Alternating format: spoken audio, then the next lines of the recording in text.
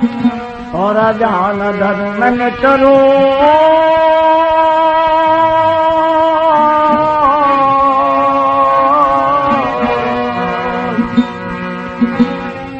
Kangan से सुमरन करूं मेरे रहे अखाड़े मोज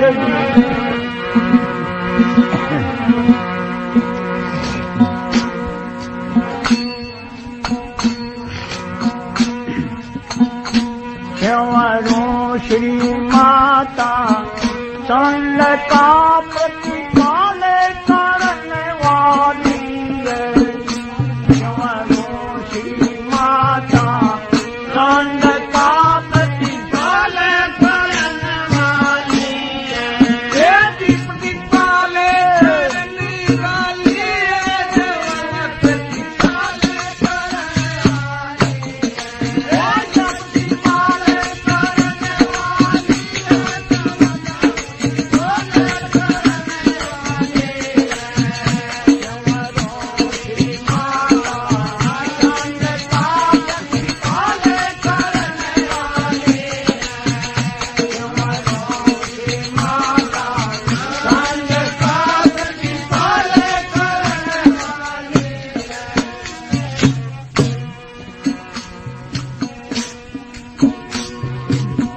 भगतों की सुध लेने वाली, भगतों के सुध लेने वाली, ज्ञान बुद्धि पर देने वाली,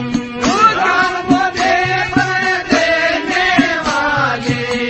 संत को तुम सेने वाली, संत को तुम सेने वाली, महाग्रह मंद का दुख कष्ट हरने वाली,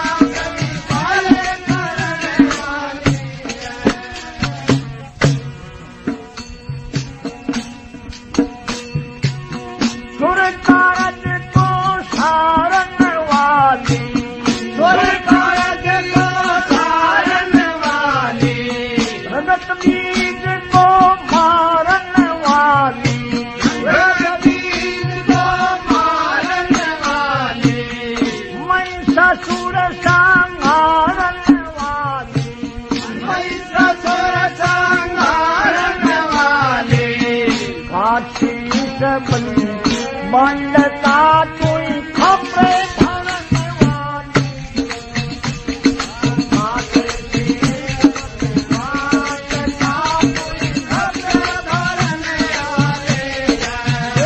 मैया खपरे धरने वाली,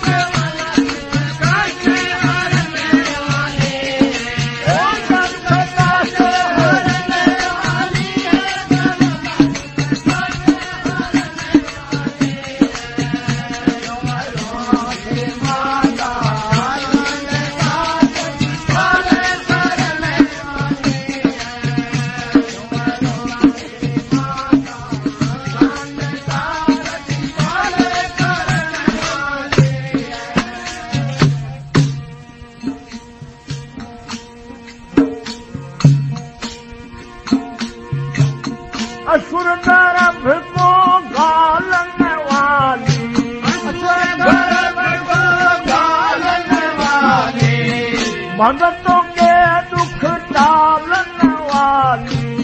भक्तों के दुख टालन वाली रूढ़ चांद को पालन वाली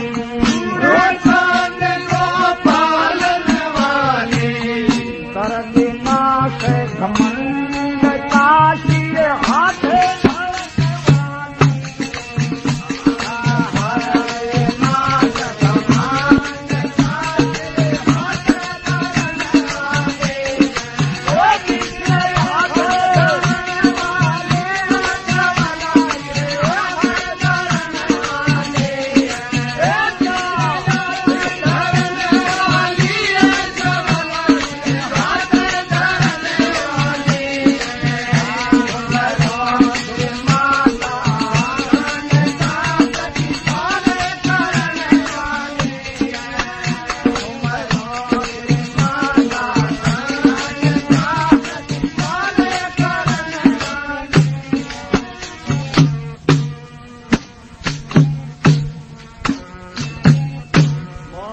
श्री जगदम्बे मैया की